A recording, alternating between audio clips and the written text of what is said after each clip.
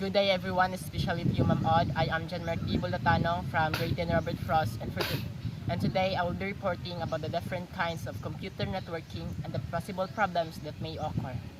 So computer networking has different kinds.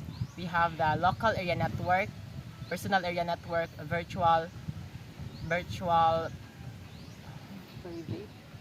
virtual private network, the wireless local area network, the wide area network, metropolitan area network, global area network, and campus area network. Some of the problems that may occur in the computer networking are: number one is connectivity issues.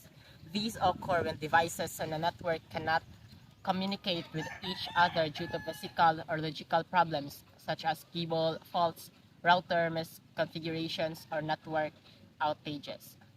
Number two, bandwidth problems. When the network's capacity to transmit data is insufficient, meet demand, causing slow data transfer speeds, buffering, or even complete service interruption.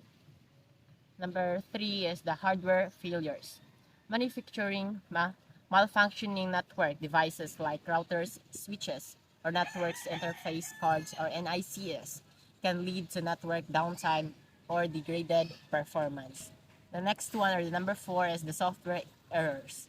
Issues with the network protocols, operating systems, or network applications can cause communication problems or system crashes.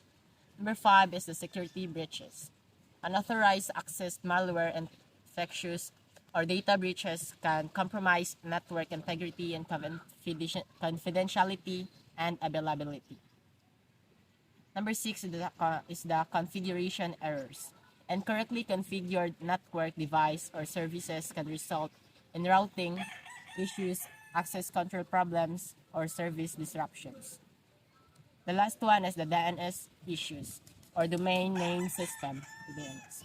Problems can prevent users from accessing websites, sending emails, or solving host names to IP address.